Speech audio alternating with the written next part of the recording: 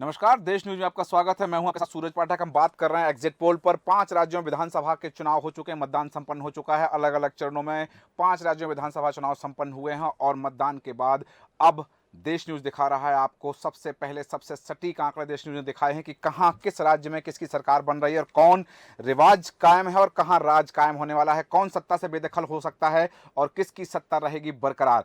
तमाम विश्लेषण हमने आपको बताए हैं। इसके पहले हमारे और भी अतिथि हमारे साथ थे जिनके साथ सियासी मुद्दों पर हमने चर्चा की है। मध्य प्रदेश में 230 विधानसभा सीट पे से 120 प्लस 120 से ज्यादा सीटें भारतीय जनता पार्टी को मिलती हुई दिखाई दे रही है। वहीं दूसरी तरफ कांग्रेस 102 माइनस, मतलब 102 से कम हो सकती है, ज्यादा नहीं हो सकती हैं। मध्य प्रदेश में भारतीय जनता पार्टी की सरकार, छत्तीसगढ़ में भारतीय जनता पार्टी की सरकार बनती दिखाई दे रही है। वहीं छत्तीसगढ़ में भूपेश बघेल का जादू बरकरार रह सकता है।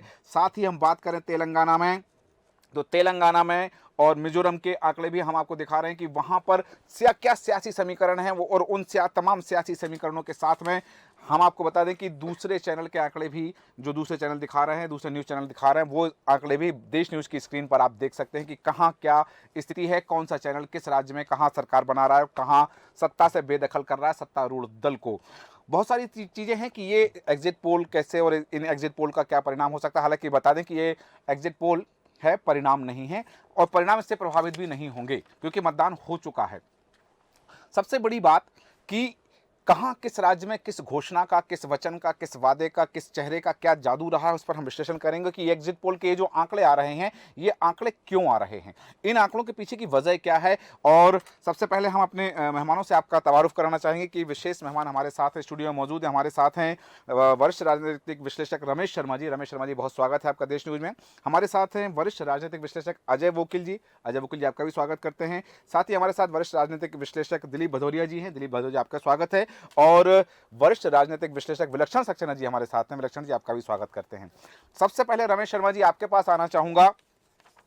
एग्जिट पोल देश न्यूज का 120 प्लस भारतीय जनता पार्टी को सीटें और 102 माइनस, मतलब कांग्रेस 102 से आगे नहीं बढ़ेगी, कम हो सकती हैं सीटें, और अदर 8 प्लस, मतलब 8 से ज्यादा अन्य दलों के या निर्दलीय प्रत्याशी जीतकर सदन में आ सकते हैं, यह आंकड़ा दिया है। और आपको बता दें कि पिछले 6 माह से मतदान से पहले सर्वे कराए गए हैं 3 स्तर पर, मतदान के बाद 2 स्तर पर सर्वे कराए गए हैं। उसके बाद देश न्यूज यह आंकड़े दर्शकों को दिखा रहा है। क्या आप इन आंकड़ों से सहमत हैं, और आपकी यदि सहमति है तो क्या वजह हो सकती है कि मध्य प्रदेश में सत्तारूढ़ दल एक बार फिर सत्ता पर आसीन रहने वाला है?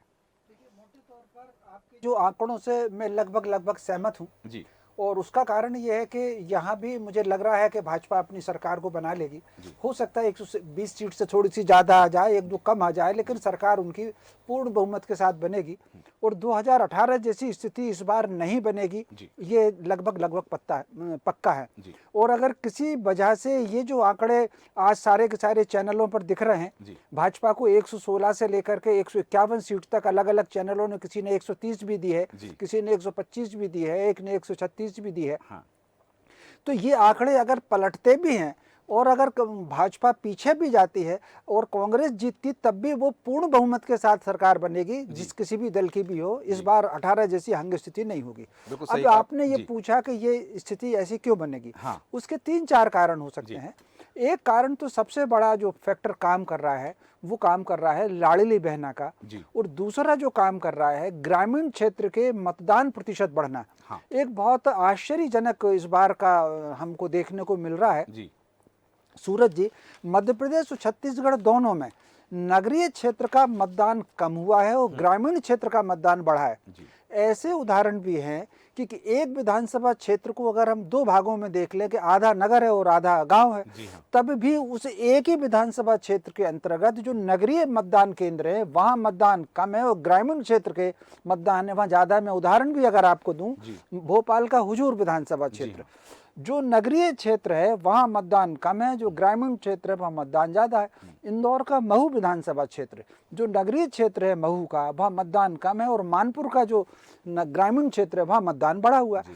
तो स्वाभाविक रूप से कहीं ना कहीं ग्रामीण क्षेत्र का जो मतदान बढ़ा है, तो उसमें एक तो कहीं महिलाओं का एक तो झुकाव रहा है।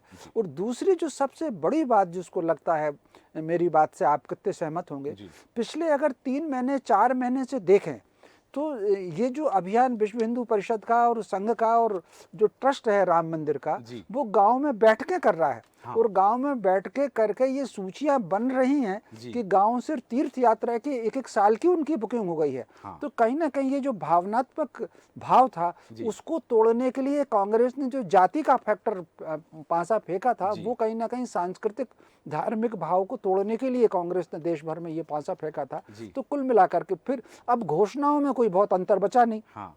उन्होंने कहा कि हम, इन्होंने 1,000 दिया तो उन्होंने कहा हम 1,500 देंगे महिलाओं को। जी। तो भाजपा ने कहा कि हम 3,000 तक बढ़ाएंगे जी और हाँ। 1,250 कर भी दिया ताकि हाँ। विश्वास हो जाए।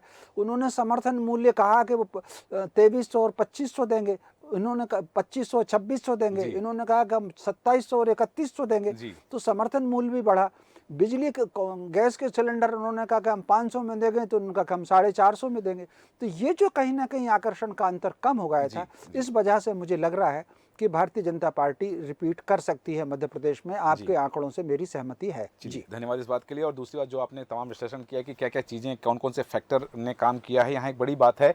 और एक चीज़ यहाँ ये जरूर आएगी, अजय वकील जी आपके पास आना चाहूँगा। जो बात अभी आदरणीय शर्मा जी ने कही कि जो घोषणा की कांग्रेस ने, उसकी डिलीवरी कर दी भारतीय जनता पार्टी ने।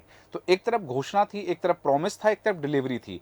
स्वाभाविक बात है कि पब्लिक जो है वो डिलीवरी पर भरोसा करती है कि यदि हमें 10,000 मिलने वाले हैं और 9,000 मिल रहे हैं तो 9,000 लेना चाहेगा, भले 1,000 की उम्मीद नहीं करेगा कि जो मिलने वाले हैं उस पर भरोसा करे, वो 9,000 छोड़ना नहीं चाहेगा। तो इस चीज़ ने कमाल दिखाया है कि मध्य प्रदेश में जो मतदान प्रतिशत बढ़ा है और जो सामने आ रहे हैं आंकड़े एग्जिट पोल के, उसके लिए निश्चित रूप से ये तो बहुत फर्क पड़ता ही है ना। कांग्रेस का वादा था जी, और भाजपा वो कर रही थी जी, पैसा जो हाथ में लोगों के पहुंच रहा है, हाँ, वो ज़्यादा मायने रखता है। और हम इसको ह्यूमन साइकोलॉजी के संदर्भ में भी देखें अगर, जी, तो जो आपको हाथ में आ रहा है वो उस पर आप ज़्यादा भरोसा करेंगे, या जो देने की बात कर रहा है उस पर ज़्यादा भरोसा करेंगे। जी, और ये पैसा डिलीवर हो रहा है बाकायदा। ऐसा भी नहीं है कि उन्होंने कहा कि भाई हम देने वाले हैं, कुछ लोग मिल रहा है कुछ लोग नहीं मिल रहा है। सीधा ऑनलाइन पैसा 1,31,00,000 महिलाओं के खाते में पैसा जमा हो रहा है। तो ये अपने आप, मैंने पिछले डिस्कशन में भी इसी मंच से कहा था कि ये गेम चेंजर योजना गेम चेंजर होने जा रही है साबित, कि इतने बड़े पैमाने पर पैसा ट्रांसफर होना। केवल किसान, जो केंद्र सरकार किसानों को पैसा ट्रांसफर करती है वो बड़ी योजना इससे है। हाँ। उसके बाद ये मेरे ख्याल से लाडली बहना योजना है जिसमें इस तरह सीधा पैसा जा रहा है। और एक ही घर में अगर 2-3 महिलाएं इसकी पात्र हैं तो उस घर में 4-5 हज़ार रुपए कम से कम हर महीने आ रहा है। आप सोचिए कि जिस परिवार की महीने की इनकम 5-7 हज़ार रुपये, अधिकतम 10,000 रुपये होगी, अगर उस घर के अंदर 2-3 हज़ार रुपया इस तरह से सीधा पैसा बिना किसी काम के आ रहा है, तो उनकी कुल महीने की आय का कितना परसेंट हुआ ये? बिल्कुल सही बात है। अगर 25-30% बगैर उसके पैसा आ रहा है तो वो तो गदगद है इसके लिए। हाँ। तो ये तो बात बिल्कुल सही है। दूसरी बात है कि वादा करना अलग बात है, दूसरी बात उसको आप डिलीवर कैसे करते हैं इस पर भी निर्भर करता है। हाँ। ये कहने में मुझे कोई संकोच नहीं है कि 15 महीने की जो सरकार कमलनाथ जी की चली थी, उसने कोई बहुत सकारात्मक संकेत नहीं दिया था। टोटल मिसमैनेजमेंट था। दिव्य सिंह भी इस सरकार 10 साल सरकार चलाए थे, लेकिन उनकी सरकार अपने ढंग से, तुलनात्मक रूप से बेहतर ढंग से चली थी। तो ये भी कांग्रेस के जो अंतर्विरोध हैं वो खुलकर के सामने आया। और अभी भी इस बार भी यही हुआ है कि शुरुआत कांग्रेस ने ठीक की थी, और बल्कि मैं तो ये कहूंगा कि उन्होंने पत्ते पहले खोल दिए थे अपने, जिससे बीजेपी को संभलने का मौका मिल गया। अगर गारंटी वाली बात शुरू में नहीं की जाती 3 महीने पहले, जो प्रियंका जी ने जबलपुर की रैली में कही थी, तो बीजेपी शायद इस लाइन पे इतनी जल्दी नहीं जाती, जो बाद में तुरंत उन्होंने उसको अडॉप्ट किया। तो ये कुछ गलतियां रणनीतिक हैं जो उन्होंने की हैं। और बाद में तो उनका चुनाव प्रचार काफी बिखर गया था। प्रत्याशियों को लेकर के भी, यहाँ तक कि आर्थिक मदद को लेकर भी कई सवाल उठने लगे थे कि प्रत्याशी कुछ लोगों ने शिकायतें भी की थी, सब पैसा ही नहीं मिल रहा है। तो ऐसी बहुत सारी बातें हैं जो कांग्रेस का चुनाव प्रचार को बिखेर देने में मददगार रही हैं। तो जो आपका आकलन है, मेरे ख्याल से ये ज्यादा व्यावहारिक भी है। और सीटों की संख्या कम ज्यादा हो सकती है, क्योंकि बाकी चैनल भी हम लोग देख रहे थे, वो भी लगभग इसी का संकेत कर रहे हैं कि बीजेपी सत्ता में लौट रही है। और जैसे कि रमेश जी ने कहा कि ये वो जो 2018 का जो साल था वो अपवाद मध्य प्रदेश के इतिहास में कहा जाएगा। यहाँ जनता क्लियर मैंडेट देती है, स्पष्ट जनादेश देती है, और मेरे ख्याल से इस बार तो वो होना ही है, चाहे किसी भी सरकार बने। बिल्कुल, सरकार किसी भी दल को नहीं, स्पष्ट जनादेश होगा। लेकिन जहां हम बता दें कि देश न्यूज़ ने 120 प्लस सीटें भारतीय जनता पार्टी को दी हैं देश न्यूज़ के एग्जिट पोल में। और दिलीप भदौरिया जी आपके पास आना चाहूँगा। बात हुई कांग्रेस की तैयारी की। कांग्रेस को मतलब 6 महीने पहले हम बात करें आज से, तो 6 महीने पहले भी जब एक जो पहला सर्वे देश न्यूज़ ने किया था, उसमें कांग्रेस को बढ़त दिखती हुई नजर आ रही थी कि कांग्रेस कि तैयारियां अच्छी हैं, कांग्रेस तैयारी में है, लेकिन वो जो पहली बार सामने बात आई थी वो दोबारा कभी नहीं आ पाई। देश न्यूज़ ने 6 स्तर पर सर्वे कराए हैं, 6 स्तर पर लोगों से जाके मिले हैं, मतदान से पहले प्रत्याशी, मतदान से पहले भी मिले हैं, प्रत्याशी की सूचना से पहले भी मिले हैं, प्रत्याशी की सूचना के बाद भी मिले हैं, और मतदान हो जाने के बाद भी 2 स्तर पर हम नेक टू नेक, मतलब एक एक विधानसभा क्षेत्र में, एक एक पोलिंग बूथ के एरिया में देश न्यूज़ की टीम पहुंची और उसके बाद ये आंकड़े हम जनता के सामने ला रहे हैं। तो ये जो कांग्रेस का अतिविश्वास था कि कांग्रेस अपने अतिविश्वास में हो गई, या फिर भारतीय जनता पार्टी की रीति नीति ने या भारतीय जनता पार्टी के चाणक्यों ने कांग्रेस की रीति नीति को धराशायी कर दिया?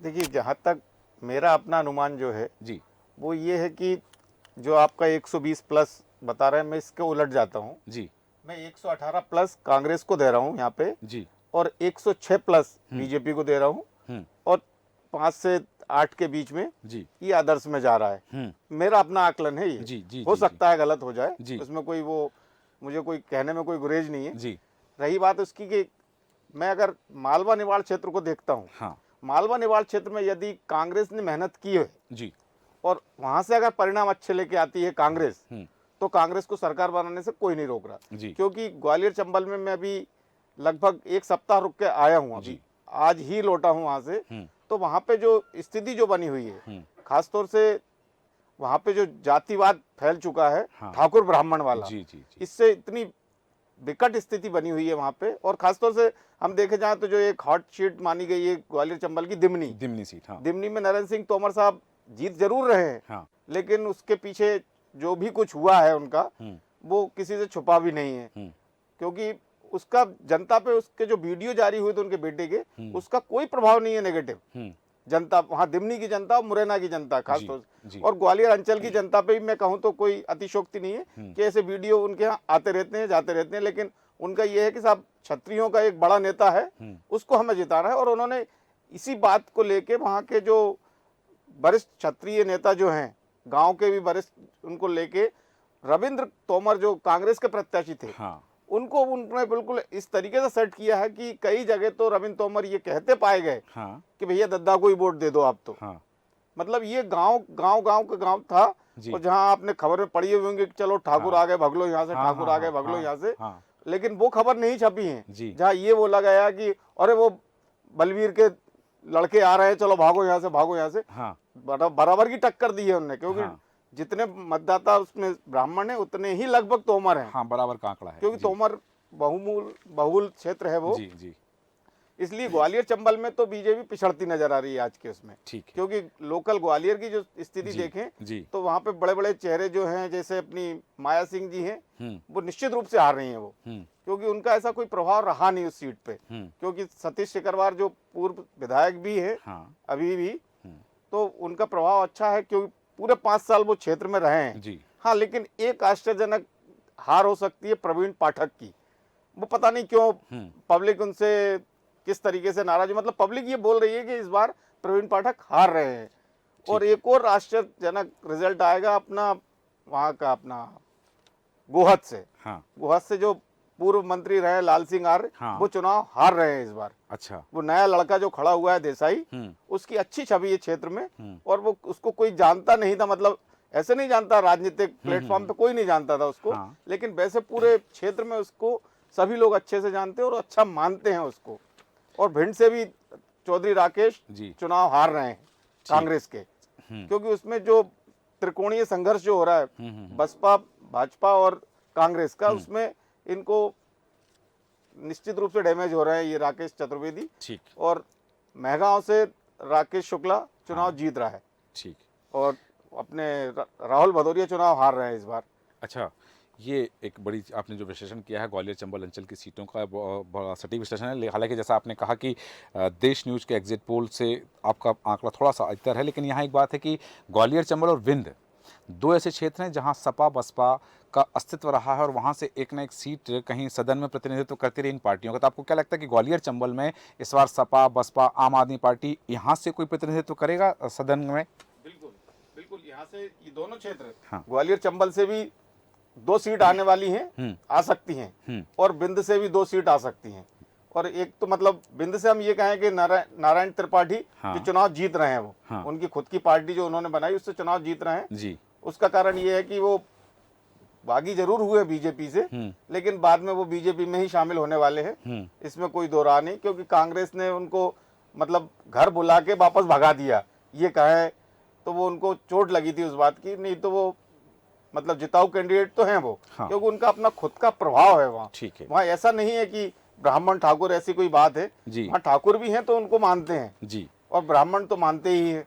ठीक। और दूसरा वो वहाँ पे जो बिंद क्षेत्र में जो पेशाब कांड एक जो हुआ हाँ, था, हाँ। उसका असर इन पे पड़ेगा, पाठक मैडम पे, ठीक। उस पर निश्चित रूप से उनका असर दिखाई चलिए, देगा। उस ये सीट चीजें वहां हो सकती हैं। आपने कहा कि 2 सीटें ग्वालियर चंबल अंचल से और 2 सीटें विंध्य अंचल से जो हैं अन्य पार्टी, चाहे सपा बसपा की बात करें, आम आदमी पार्टी का निर्दलीय प्रत्याशी की बात करें, वहां से वो जीत करके ऐसी 4 सीटें सदन में 4 सदस्य ऐसे आ सकते हैं जो भारतीय जनता पार्टी और कांग्रेस के सदस्य नहीं होंगे। विलक्षण सक्सेना जी, आपके पास आना चाहूँगा। जी। बड़ी बात यह है, राम मंदिर के उद्घाटन की घोषणा, राम मंदिर के भूमि पूजन की घोषणा, राम मंदिर के पूजन की भगवान राम की प्राण प्रतिष्ठा की घोषणा मध्य प्रदेश विधानसभा चुनाव में कितना असर दिखाएगी?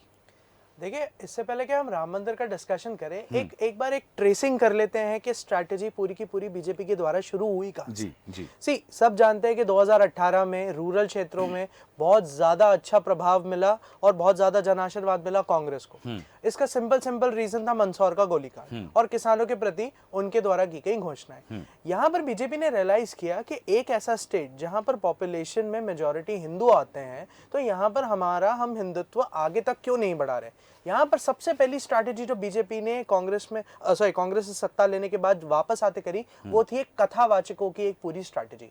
अगर आप लोगों ने ध्यान दिया हो तो पूरे के पूरे मध्य प्रदेश में सिलसिलेवार कथावाचकों द्वारा हिंदुत्व की एक लहर जो बढ़ाई गई और उसको जो समर्थन जनों द्वारा भी मिला गया, कि आपको पता चला कि मध्य प्रदेश एक अनऑफिशियल कथावाचकों का सेंटर बन गया है, जहां पे मध्य प्रदेश में उत्तर प्रदेश से, राजस्थान से, हरियाणा से, इवन दक्षिण भारत से भी लोग आके पूरी तरह से एक हिंदुत्व की लहर को एंजॉय कर रहे हैं। जी। जैसे जैसे ये हिंदुत्व की लहर बढ़ती रही तो कांग्रेस ने रियलाइज करना शुरू करा कि उनको बीजेपी की तरफ से एक अच्छा चैलेंज मिलता हुआ शुरू हो रहा है। इसके बाद सेकंड स्टैंडिंग क्या हुई? इसके बाद जो एक कंटिन्यूअस प्रोसेस हमने देखते रहे कि बीजेपी के द्वारा यहाँ पर पिछले 6 महीनों में, 8 महीनों में संगठन की जो एक पूरी कमान जो है केंद्र नेतृत्व द्वारा ली गई। अब यहाँ पर सबसे बड़ा जो फैक्टर आता है वो ये है कि पब्लिक इन जनरल यहाँ पर बीजेपी से नाराज नहीं थी, कार्यकर्ता नाराज थे। तो इसके लिए यहाँ संगठन में सुधार करने की जरूरत थी, क्योंकि आपने इस चुनाव का जो 2013 का इलेक्शन है, इसमें सबसे बड़ा जो इसका एक यूनिक फीचर निकल आ रहा है, इसको एक केस स्टडी के रूप में भी देखा जा सकता है कि यहाँ पे हुई है साइलेंट वोटिंग। यहाँ पर कोई भी एक लहर को कभी भी एक रिकग्निशन ही नहीं मिला, चाहे इतने बड़े ट्राइबल वायलेंस के इंसिडेंट्स आए हो, चाहे करप्शन के इंसिडेंट्स आए हो, एक कोई लहर कभी किसी को नहीं मिली और साइलेंट वोटिंग आई। बीजेपी ने इसका फायदा उठाते हुए ये देखा, क्योंकि अल्टीमेटली जब केंद्र नेतृत्व उतर के आया तो एक मोदी सेंटिमेंट और यहाँ पर आता है राम मंदिर सेंटिमेंट पूरी की तरह से एक प्ले कर गया, जो लास्ट का हम सबको एक कॉमन कंसेंसस में रहेंगे कि हाँ, स्टार्टिंग में कांग्रेस लीड पे थी, लेकिन बीजेपी ने कवर अप बहुत जबरदस्त किया। उस कवर अप का सबसे बड़ा कारण ही यही था कि बीजेपी का स्टार्टिंग कैंपेन नरेशन जो था वो विकास के ऊपर था। विकास में उन्होंने सबसे पहले यही चीज कही कि हमने बीमारू से एक बेमिसाल राज्य बनाया, लेकिन at the same point of time जब ये आइडिया आप किसी जनरल पब्लिक को पिच करने की कोशिश करते हो तो आप ये बोलते हो कि आपने विकास किया, बट उस विकास का विरोध तो आपको हर जगह मिलेगा। क्योंकि अगर आपको ध्यान से देखेंगे तो बहुत सारे अंचलों में, चाहे आप महाकौशल में चले जाएं, इंफ्रास्ट्रक्चर की बहुत बड़ी दिक्कत, चाहे हम बुंदेलखंड बघेलखंड में जाए, लॉ एंड ऑर्डर की सबसे बड़ी सिचुएशन, इवन जहां पर आज केंद्रीय मंत्री लड़ रहे हैं मुरैना के और आसपास के जिलों में लोग नकली शराब के चक्कर में मर भी गए थे वहां पर। चाहे आप दक्षिण मध्य प्रदेश में आए तो ट्राइबल्स की तरफ से उनको रिजेंटमेंट था। तो यहाँ पर एक स्ट्रेटेजिकली उसको देखा गया कि विकास की अगर हम पिच पे खेलेंगे तो हमको शायद उतना जन आशीर्वाद नहीं मिले, तो उन्होंने नैरेटिव ही टोटली चेंज कर दिया। उन्होंने लाए मोदी फैक्टर, मोदी की एक गारंटी, और at the end of the day इस बात को कोई डिनाई नहीं कर सकता कि भारतीय जनता पार्टी के जो एक्चुअल सूत्रधार है, जो एक ईगो फैक्टर है, एक प्रेम फैक्टर जो एक जनता लेके चलती है, वो मोदी की तरफ है। बोले हमें सब एक्सेप्टेड है लेकिन हम मोदी के खिलाफ नहीं जा सकते, और इसको कैश आउट करने में भाजपा ने बिल्कुल देरी भी नहीं करी। सही है। यहाँ पर कांग्रेस की तरफ से सबसे बड़ी मिस्टेक क्या हुई कि एक बनी बनाई पिच पे, अगर आज हम आपके देश न्यूज के सर्वेस को, आंकड़ों को, जो कि बिल्कुल मैं मानता हूं कि एग्जैक्टली मेरे भी कंसेंसस से आते हैं, हालांकि मैं थोड़ा फिगर नीचे लेते जाऊंगा और मैं कहूंगा कि मेजॉरिटी ना सही तो हंग असेंबली एक डेफिनेटिव चीज है। यहाँ हंग असेंबली आपको एक देखने को तो मिलेगी ही मिलेगी। कांग्रेस की तैयार पिच में अंतर कलह और ऊपर बना हुआ संगठन में जो एक क्या कहते हैं, मैं कहूंगा कि एक जैसे अच्छी खासी बर्फी में मिर्ची घोल देने का काम यहाँ पर जो हुआ है। हाँ। और यही कांग्रेस नहीं समझ पाई कि बीजेपी ने बहुत ही स्ट्रेटेजिकली लास्ट के मंथ्स में जो वर्क किया, हाँ। उनके वचन पत्र की हाईलाइट, उनके वादे नहीं बचे कांग्रेस के, बल्कि कमलनाथ और दिग्विजय सिंह जी के बीच की अंतर कलह बन गई। वहीं पर ही जब बीजेपी ने अपना वचन पत्र लाए तो उन्होंने बिंदुवार उस पे हमले करने शुरू करे कि आपने जो मांगा है, जैसे कि रमेश शर्मा जी, आदरणीय भाई बाबा जी ने ये चीज कही है कि बिंदुवार उस चीज पे हमला हुआ।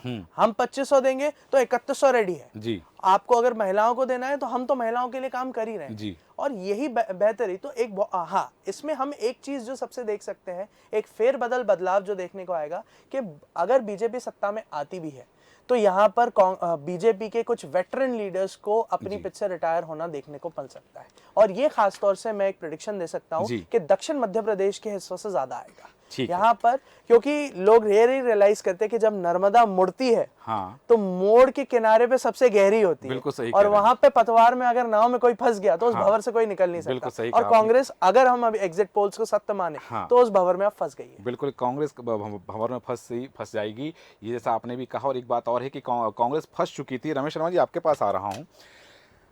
कांग्रेस ने पहले कहा कि हम चुनाव से 100 दिन पहले टिकट की घोषणा करेंगे, ये बात खुद कमलनाथ ने कही थी ताकि प्रत्याशियों को समय मिले। भारतीय जनता पार्टी ने इसमें बाजी मार ली। लगभग 82 दिन पहले, मतदान से 80 दिन पहले कांग्रेस की पहली सूची आ गई और उसके ठीक बाद दूसरी सूची आई। दूसरी सूची में वो 7 नाम, वो 8 नाम जिनकी किसी को उम्मीद नहीं थी। बात प्रहलाद पटेल की करें, राकेश सिंह की करें, रावोदय प्रताप की करें, रीति पाठक की करें, कैलाश विजयवर्गीय की करें, फग्गन सिंह कुलस्ते की बात करें, नरेंद्र सिंह तोमर की बात करें, तो ये जो नाम थे इनकी किसी को उम्मीद नहीं थी।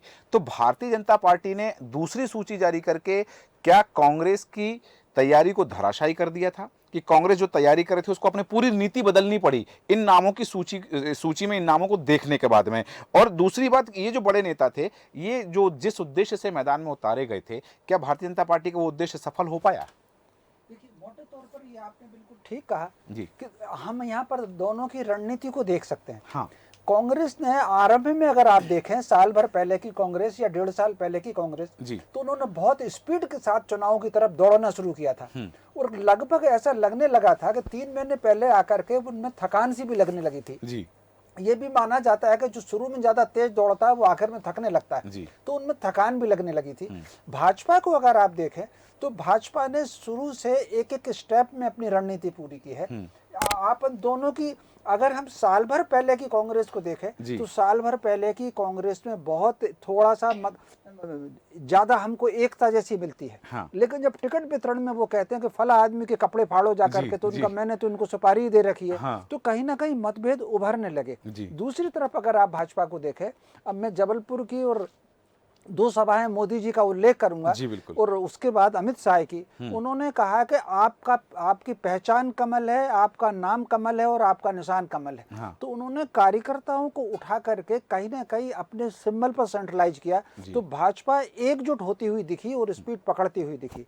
अब जो आपने पूछा 8 बड़े नाम, अब आप इसमें रणनीति देखिए। हाँ। भाजपा ने जो 2 किस्त उन्होंने जो जारी की अपने उम्मीदवारों की, उसमें से 76 सीटें वो थी जो वो हारी हुई सीट थी। हाँ। 76 वाली सीट हारी थी।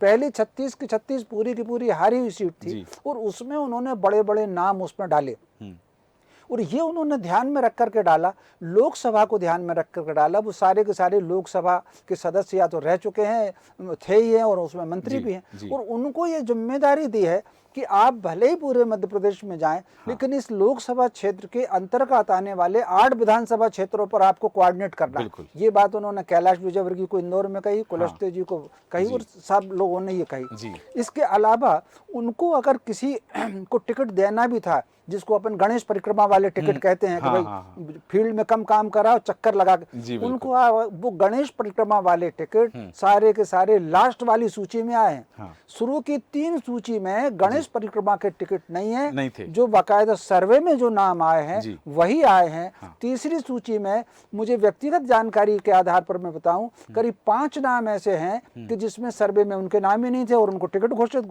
हो गए। तो ये गणेश परिक्रमा वाले, तो ये उन्होंने पूरी की पूरी रणनीति के साथ किया और फिर उनके विरोध का किसी के पास अवसर ही नहीं था। उन्होंने एंड टाइम पे घोषित किया और फिर घोषित भी नहीं किया। आप कल्पना कर सकते हैं सूरज जी, ये रणनीति की पराकाष्ठा है कि उन्होंने उन नामों को घोषित करने के साथ साथ उन क्षेत्रों में भाजपा का कोई बड़ा नेता वहां पहुंचा और उसने कार्यकर्ताओं की बैठक ली। ये बात सही है कि उन क्षेत्रों में फिर कार्यकर्ताओं ने कोई उतना काम नहीं किया, पर्ची देने तक नहीं गए, जिसमें मतलब ये जो अपन को रिपोर्टें आती हैं, कार्यकर्ता ने उतना काम नहीं किया। लेकिन कुल मिलाकर के वो जो रणनीति स्टेप बाय स्टेप भाजपा की रही है, वो रणनीति कहीं ना कहीं बहुत अच्छी रणनीति रही है। एक और बात कहना चाहता हूँ, दोनों की रणनीति में फर्क आया है, कांग्रेस की रणनीति में भी फर्क आया है, भाजपा की रणनीति में भी फर्क आया है।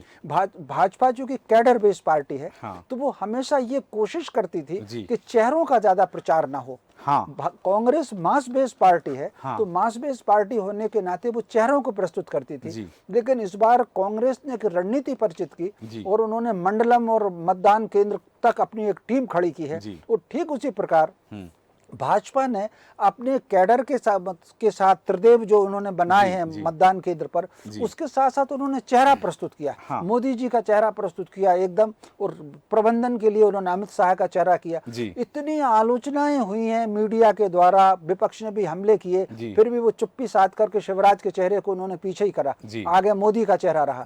तो कुल मिलाकर के रणनीति की दृष्टि से परिणाम अब कुछ भी हो, एग्जिट पोल जो है ये परिणाम नहीं होते, अपन लोग अनुमान ही लगा रहे हैं, पता नहीं क्या होगा। और अनुमान का उदाहरण में देकर के मैं अपनी बात को विराम दूं, पिछले बार का अगर एग्जिट पोल देखेंगे, छत्तीसगढ़ में भाजपा की इतनी दुर्गति होगी ये किसी एग्जिट पोल में नहीं था। एक आध जने ने तो सरकारी बना दी थी, तो ये हम अनुमान ही लगा रहे हैं। लेकिन फिर भी रणनीति की दृष्टि से कांग्रेस के अंत में थकान आ गई थी, भाजपा अंत तक जोशीली बनी रही है। जी राजस्थान की आपने, छत्तीसगढ़ का आपने जिक्र किया, तो छत्तीसगढ़ के लिए भी आपसे चाहूंगा कि आपका क्या ओपिनियन आता है, क्योंकि छत्तीसगढ़ में भी जो है 42+ सीटें जो है देश न्यूज़ दे रहा है वहां पर भारतीय जनता पार्टी को, 44+ सीटें हम कांग्रेस को, देश न्यूज़ के सर्वे में ये रिपोर्ट सामने आ रही है। तो छत्तीसगढ़ की राजनीति को लेकर भी चाहूंगा कि प्रकाश डालें आप।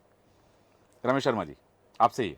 अच्छा जी, मतलब क्या फिर से छत्तीसगढ़ की जो आपने जिक्र किया छत्तीसगढ़ का, तो छत्तीसगढ़ की राजनीति को लेकर, क्योंकि छत्तीसगढ़ में 42+ हम भारतीय जनता पार्टी को देश न्यूज़ के एग्जिट पोल में है, और 44+ सीटें जो है कांग्रेस के पास जा रही हैं, तो छत्तीसगढ़ की सियासत को लेकर भी आपका मंतव्य क्या है? देखिए, निश्चित रूप से मैं ये जो आपने मत प्रतिशत पिछली बार से बढ़ाया है, मैं इसके सहमत हूँ। और उसका कारण अगर आप देखेंगे, पिछले मतदान में आमतौर पर अगर 2003 के बाद से देखेंगे तो वहां हार जीत में कोई बहुत अंतर नहीं रहा, 1.5-2% का अंतर रहा। लेकिन 2018 में ये अंतर बढ़ करके आया, और अंतर की बढ़ने की आप एक बड़ा आश्चर्यजनक, एक छोटा सा उदाहरण मैं आपको बस्तर क्षेत्र का दूं। बस्तर क्षेत्र में अगर आप देखेंगे तो 12 विधानसभा क्षेत्र हैं, उसमें से कांग्रेस 11 पर जीती थी, 1 पर हारी थी, बाई इलेक्शन में वो सीट भी कांग्रेस ने जीत ली थी। तो कुल मिलाकर के इस बार अगर आप देखेंगे बस्तर में, और खासतौर से सरगुजा में, तो सरगुजा का प्रभाव बस्तर पर भी पड़ा है और आसपास भी पड़ा है।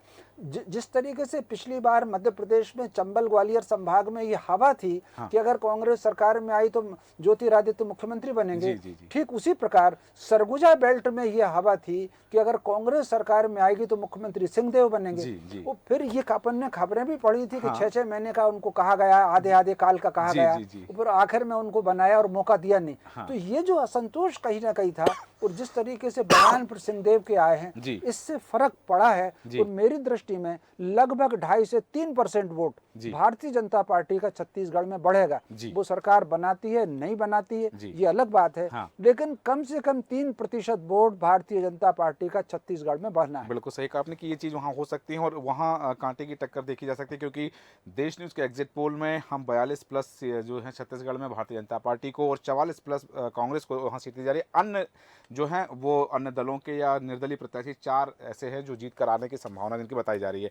अजय वकील जी, आपके पास आना चाहूँगा। 2 चीज़ें, पहली तो सबसे पहले कि पिछले कई दिनों से जब चुनाव चल रहे थे, चर्चा हुई कि मध्य प्रदेश में भले ही आंकड़ा, जादुई आंकड़ा जो है सत्ता में बैठने का जो आंकड़ा 116 का है, लेकिन इस बार 116 के आंकड़े से संतोष नहीं होगा। हालांकि आपने पहले कहा कि स्पष्ट बहुमत की सरकार आएगी, हंग असेंबली नहीं बनेगी, लेकिन तब भी एक संभावना क्योंकि बताई गई कि ये 126 सीटें जिसके पास होगी वो स्थायी सरकार दे पाएगा। कुछ चर्चाएं हैं रिसोर्ट बुक कराने की, कुछ चर्चाएं सियासी गलियारों में चल रही हैं कि कहीं हॉर्स ट्रेडिंग की संभावना। हालांकि आपने नकारा है कि स्पष्ट बहुमत वाली सरकार आएगी, लेकिन तब भी ये जो रिसोर्ट कल्चर सामने आ रहा है, और ये जो बात कही जा रही है कि 126 सीटों वाली सरकार ही स्थायी 5 साल की सरकार बन पाएगी, तो ये जो रिसोर्ट कल्चर कहीं 2018 की पुनरावृत्ति ना हो जाए, 2020 जैसा स्थिति ना बने, इसलिए पहले से तैयारी तो नहीं की जा रही कहीं? देखिए पाठक जी, रिसोर्ट कल्चर की शुरुआत तो कांग्रेस ने की थी जी। अब बीजेपी ने उसको बहुत पीछे छोड़ दिया है उस खेल में। जी।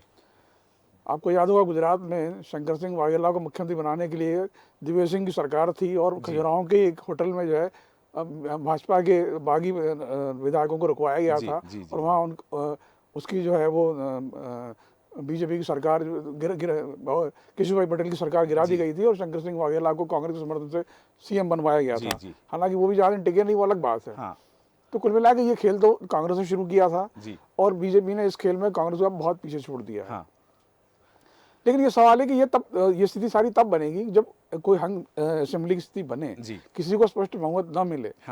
लेकिन मध्य प्रदेश का जो नेचर रहा है राजनीतिक अभी तक मोटे तौर में, मैंने पहले भी कहा और रमेश जी ने भी कहा कि 2018 का चुनाव एक अपवाद कहा जा सकता है। लेकिन अगर 1952 मतलब 1956 से लेकर के अभी तक का केवल 1967 में जरूर कांग्रेस की सीटें कुछ घटी थी, उसके अलावा जब भी कोई सरकार बनी है या गई है तो वो बहुत क्लियर मैंडेट के साथ मध्य प्रदेश की जनता जनादेश देती है, चाहे वो बीजेपी को दे, कांग्रेस को दे या किसी और पार्टी को भी रहा तो इसलिए यहाँ पर उठापटक की राजनीति मध्य प्रदेश में उसका ज्यादा इतिहास नहीं है, केवल 2018 को अपवाद मान लिया जाए तो। और उसके बाद स्थिति काफी बदली है। ये मेरा ये भी मानना है कि उस समय जो किसी को बहुमत नहीं दिया गया था 2018 के चुनाव में, यानी कांग्रेस भी 114 पे आके अटक गई थी, 2 सीटें कम पड़ गई थी और बीजेपी को तो 7 सीटें कम पड़ गई थी। तो उसका रेक्टिफिकेशन जो है वो 28 सीटों के उपचुनाव में हो चुका था। वरना वो जो उपचुनाव था जो कोरोना की शुरुआत भी थी उस दौरान के में, कोरोना काल तो पहले शुरू ही हो गई थी। उस दौरान अगर कमलनाथ सरकार के प्रति जनता में कोई बहुत सहानुभूति होती और ये माना जाता है कि इसको गलत तरीके से गिराया गया है और बीजेपी की एक बैकडोर एंट्री हुई है, तो 28 में से 18 सीटें कांग्रेस को जीतनी चाहिए। जी बिल्कुल।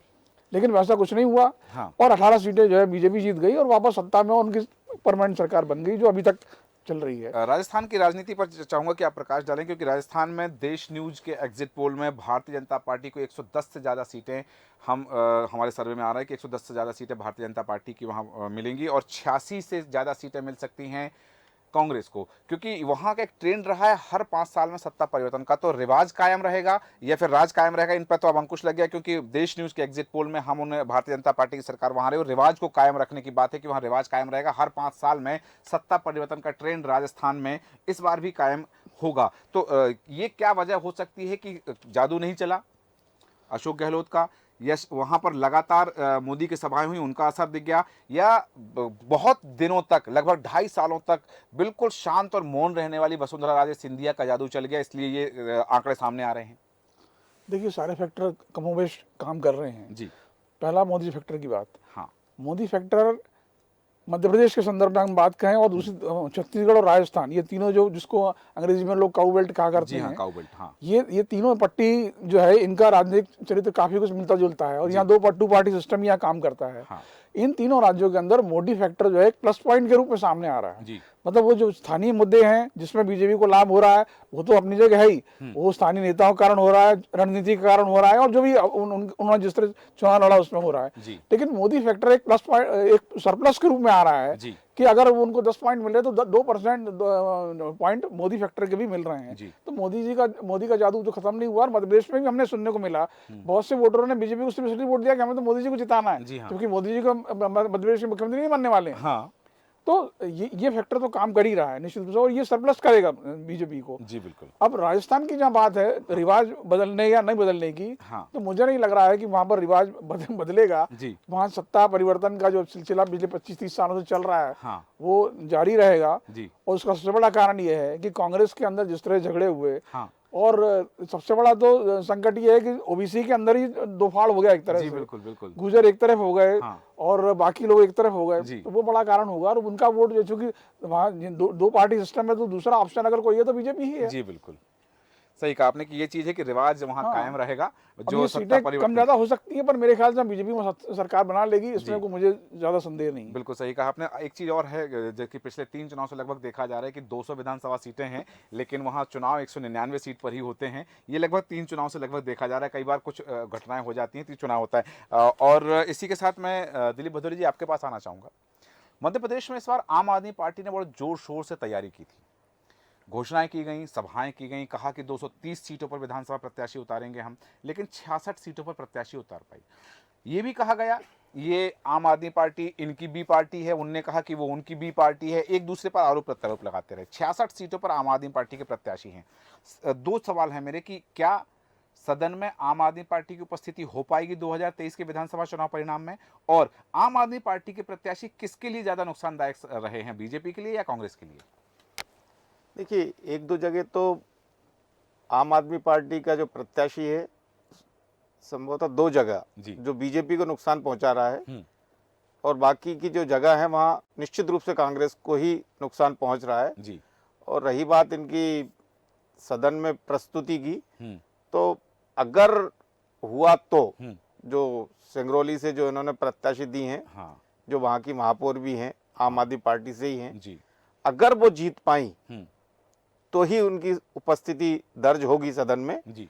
अदरवाइज ये 66 में से कोई भी ऐसा नहीं है जो अपनी जमानत भी बचा पाए। जी।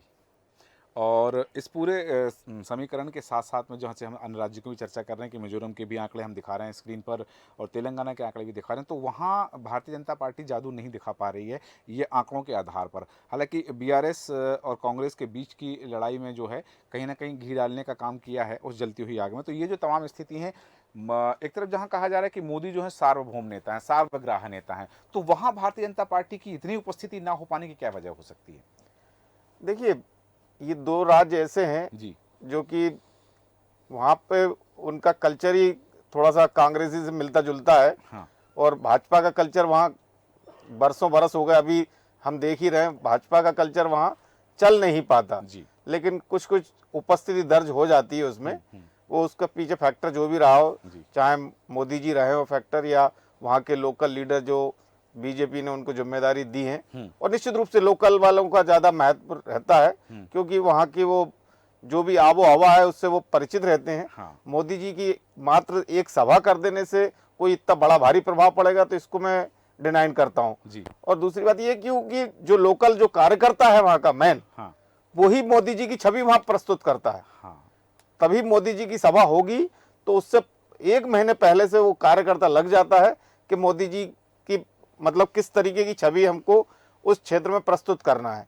तो उनका बहुत बड़ा रोल रहता है। जो लोकल के कार्यकर्ता रहते हैं या लोकल के जो प्रत्याशी रहते हैं उनकी वहाँ पे छवि कैसी क्या है उस हिसाब से वहाँ पे इनकी उपस्थिति दर्ज होती है और भाजपा यहाँ भी अपनी उपस्थिति दर्ज करा लेगी। बिल्कुल सही कहा आपने को भारतीय जनता पार्टी वहाँ उपस्थिति दर्ज करा लेगी। ये और अलग बात है कि वो किस सीट का नुकसान करके अपने भारतीय जनता पार्टी के प्रत्याशी वहाँ काबिज होंगे, ये देखना दिलचस्प होगा। एक बात और जानना चाहूँगा, विलक्षण सक्सेना जी आपके पास आना चाह रहा हूँ कि जी मध्य प्रदेश की बात करें, राजस्थान की बात करें, छत्तीसगढ़, जैसा कि अजय वकील जी ने कहा कि ये काऊ बेल्ट जिसको कहा जाता है, तो ये जो हिंदी पट्टी के 3 राज्य हैं, इन 3 राज्यों की राजनीति, यहाँ की सियासत को लेकर के चुनाव में वो क्या है जो नहीं होना चाहिए था और हुआ है, और वो क्या चीज़ है जो होनी चाहिए थी लेकिन नहीं हो पाई?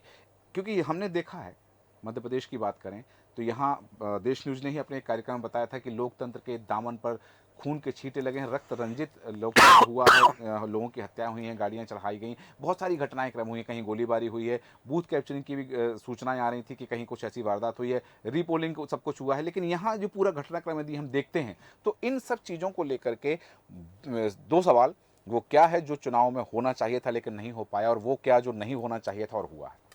देखिए, सबसे पहले तो ये चीज़ देखनी पड़ेगी कि जो होना चाहिए था और नहीं हुआ वो ये था कि फर्स्ट टाइम एमएलएज जो थे, आप चाहे छत्तीसगढ़ ले लें, चाहे आप मध्य प्रदेश ले लें, चाहे राजस्थान ले लें, कांग्रेस की जीत के one of the major reasons थे कि उनको फर्स्ट टाइम एमएलएज को पहली बार जगह मिली। आप अगर पुस्तिका उठा के देखेंगे मध्य प्रदेश विधानसभा की, जैसे हम एग्जांपल ले लें, उसमें कांग्रेस के बहुत सारे फर्स्ट टाइमर एमएलएज थे जिनको जगह मिली थी। अब कांग्रेस ने नैरेटिव ये रखा कि हमने काम किया 15 महीने की सरकार में, कूल इनफ। अगर आपने किया है 15 महीने की सरकार में तो आपके इंडिविजुअली वहां पर खड़े हुए फर्स्ट टाइम एमएलएस को अपनी अपनी एक इंडिविजुअल वर्चस्व बैठाने का पूरा मौका मिला है। और चाहे आपकी सरकार नहीं रही हो काम करने की पद्धति आपके एक एमएलए में होनी चाहिए। ये कांग्रेस के फर्स्ट टाइम एमएलएस में नहीं मिली। एक ही इनमें, मतलब एक, अगर मैं सबसे कह सकता हूं तो एक प्रखर नाम सिर्फ एक संजय शुक्ला का ही मुझे लगता है जो इंदौर से आते, जिनके लिए कोई भी जनादेश में, अब वो खड़े भी एक बाहुबल के सामने है तो उसका कंपटीशन में ना डिस्कस करते हुए हम उनके काम पे डिस्कस करें कि उन्होंने किया। अच्छा, दूसरा सबसे बड़ा समीकरण ये आता है जो राजस्थान के लिए आता है। इसी राजस्थान में जो बीजेपी ने पिछली बार नहीं किया था वो ये था कि उन्होंने उस समय राजपूतों को साधने में बहुत बड़ी देरी और गलती करी। जी बिल्कुल। वसुंधरा राजे की वहां पर हार का सबसे बड़ा ये कारण था कि लोग हिंदू होने के बावजूद वहां पर करणी सेना को पूरी तरह से जो एक क्या कहते हैं रेलेवेंसी पॉलिटिकल जो थी, जो उनकी हमेशा से डिमांड रही है, उसको इग्नोर किया गया। राजपूत समाज का महाराणा प्रताप से संबंधित जो उनकी आइडियोलॉजीज थी उसको पूरी तरह से दहन किया गया। और इसी का रीजन है कि इस वाले चुनाव में मध्य प्रदेश तक में राजपूत समाज को साधने की कोशिश करी गई। शिवराज सिंह चौहान जी ने यहाँ पर बुलाकर मूर्ति के अनावरण से लेके पार्कों के नाम तक भी भोपाल में करने में बिल्कुल चूक नहीं रखी। बिल्कुल। जहां तक रही छत्तीसगढ़ की बात, छत्तीसगढ़ में तो सुपड़ा साफ ही था। बीजेपी का पूरा सुपड़ा साफ ही था तो उनको पूरी स्टैंडिंग मिली नहीं। अच्छा, रमन सिंह की सरकार के जो एक डेवलपमेंट का जो एक फेज था उसका केंद्र सिर्फ रायपुर और उसके आसपास के क्षेत्रों में होने की वजह से उसको पूरी तरह से बैकलॉग कर दिया गया। अच्छा, अब अगर छत्तीसगढ़ में वापस से बीजेपी की सरकार आने की, जैसे यहाँ हम समझते हैं कि क्लोज टू क्वार्टर अगर वहां पर आ जाता है, तलवारें ऑलमोस्ट इक्वल लेंथ की आ जाएंगी, तो उसका सबसे बड़ा यही कारण है कि वहां पर मोदी फैक्टर काम कर गया। हालांकि यहाँ पर एक चीज ये भी देखने को मिल सकती है कि कांग्रेस को वहां पर ट्राइबल फैक्टर में सबसे ज्यादा फायदा मिलेगा, क्योंकि जैसे कि बोकिल जी ने बिल्कुल राइटली पॉइंट आउट किया है, ये सब एक ही फैक्टर में साथ में लगे रहते हैं। तो जो हमने देखा कि ईस्टर्न मध्य प्रदेश में ट्राइबल्स का एक तरफा कांग्रेस की तरफ बेनिफिट रहा है और लगे हुए वहां पे छत्तीसगढ़ में भी वो बेनिफिट क्यों नहीं उठाए। और इसका बिल्कुल भी मौका भूपेश बघेल ने कभी चूकने की कोशिश नहीं करी। क्योंकि आपको याद हो, जब भूपेश बघेल को एज अ सीएम नाम के लिए भी कैंडिडेट में किया गया था तो उनका स्टैंडिंग ही यही थी कि मैं तो खुद भी आता हूं एक ओबीसी समाज से, पिछड़े समाज से। तो यहाँ पर उनको रिकग्निशन मिला तो उसको उन्होंने फैक्टर वहां कैश इन किया, जो वो एमपी में कांग्रेस नहीं कर पाई। एमपी में कई समय से लोगों की डिमांड रही है कि हाँ, एक ट्राइबल लीडर को रेलेवेंसी मिलनी चाहिए जो उनको कभी मिल ही नहीं पाई। और राजस्थान में बीजेपी अपनी पुरानी मिस्टेक्स को फिक्स अप करती गई। और राजस्थान का तो जैसे ट्रेडिशन, यहाँ पे वेटरन्स हमारे साथ पैनल में बैठे हुए हैं तो उन्होंने तो ऑब्जर्व किया ही है। तो राजस्थान के लिए तो ये ट्रेंड होगा ही होगा। मध्य प्रदेश के लिए एक और रेलेवेंसी की बात आती है जो इस बार हुई, पिछली बार नहीं हुई। वो था कि दो पार्टीज अतिरिक्त, ये आम आदमी पार्टी नहीं है, यह है गोंडवाना गणतंत्र पार्टी और भाजपा। इनका जो कोलैबोरेशन है, हालांकि ये लोग 2000 से मेरे ख्याल से शायद 218 सीटों पे उन्होंने अपने कैंडिडेट्स खड़े किए, बट रेलेवेंसी 37 सीट्स पर ही रही। और इसका डायरेक्ट हैम्परिंग सीधा सिर्फ कांग्रेस को हुआ, बीजेपी को नहीं हुआ, क्योंकि बीजेपी को सिर्फ इनको संरक्षण देने की जरूरत थी। और गोंडवाना गणतंत्र पार्टी ने ये जो एक भाजपा के साथ कोलैबोरेशन किया, इसने ट्राइबल वोट्स भी काटे। एक जो सेंटिमेंट दक्षिण मध्य प्रदेश में गोंडवाना गणतंत्र पार्टी की तरफ से गया, वो भी उसको रेलेवेंट कर गया। तो यहाँ पर दोनों तरफ से प्रहार आया है। और यहाँ पे रेलेवेंसी इन दोनों फैक्टर्स की वजह से मध्य प्रदेश में नहीं हुई है। बिल्कुल सही कहा आपने कि ये तमाम समीकरण रहे हैं और जिस वजह से आज जो आंकड़े हम देख पा रहे हैं या एग्जिट पोल में जो कुछ आ रहा है और देश न्यूज़ के जो एग्जिट पोल के आंकड़े हैं, बाकी अन्य चैनल के आंकड़े भी, जैसे कि हमने आपको पहले बताए थे कि चाहे इंडिया टीवी की बात करें, आज तक की बात करें, न्यूज़ 18 की बात करें, जी न्यूज़ की बात करें, तो ये जो तमाम चीज़ें हैं, मध्य प्रदेश में भारतीय जनता पार्टी को बहुमत, यहाँ तक कि इंडिया टीवी तो 140 से 159 सीटें देती हुई नजर आ रही है और आज तक 140 से 162 सीटें का आंकड़ा बता रहा है कि मध्य प्रदेश में भारतीय जनता पार्टी की सरकार को मिल सकती है। और जैसा कि बात भी आई कि ये चीज़ें होती हैं, जब अभी ऑफ स्क्रीन हमारी चर्चा हो रही थी अजय वोकिल से, तो उन्होंने कहा कि यदि ये आंकड़े सही होते हैं तो ये वेव है, ये एक लहर है, एक हवा है और ये हवा का असर सभी राज्यों पर होगा और सभी सीटों पर भी देखने के लिए मिल सकता है यदि ये आंकड़े सटीक होते। और देश न्यूज़ के आंकड़े हमने बताया कि 120 से ज़्यादा सीटें भारतीय जनता पार्टी को मध्य प्रदेश में मिल सकती हैं और 102 माइनस, मतलब 102 माइनस का तात्पर्य है कि 102 से सीटें ज़्यादा नहीं बढ़ेंगी, कम हो सकती हैं कांग्रेस के लिए। तो कांग्रेस यहां पर एक बार फिर विपक्ष में बैठी हुई नजर आ सकती है। दूसरी तरफ जो है 8+ आंकड़ा है मध्य प्रदेश में, अन्य दलों के या निर्दलीय प्रत्याशियों के जीतने की संभावना है, वो सीटें बढ़ भी सकती हैं क्योंकि इस बार कई सीटों पर त्रिकोणीय संघर्ष है और त्रिकोणीय संघर्ष वाली सीटें कुछ ज़्यादा ही हैं। तो वहाँ कई जगह हो सकता है कि कांग्रेस तीसरे स्थान पर है और कई जगह भारतीय जनता पार्टी को भी इस त्रिकोणीय संघर्ष में नुकसान हो सकता है। लेकिन 120+ सीटें भारतीय जनता पार्टी लेकर के मध्य प्रदेश में सरकार बनाती हुई नजर आ रही है। हालांकि बिंदु और हैं जिन पर हम चर्चा कर सकते हैं, पर चूंकि समय हमें अनुमति नहीं देता है इसलिए चर्चा को विराम देंगे। दिलीप भदौरिया जी, रमेश शर्मा जी, अजय वोकिल जी, विलक्षण सक्सेना जी, आप सभी का धन्यवाद चर्चा में शामिल होने के लिए। तस्वीर लगभग साफ होती नजर आ रही है।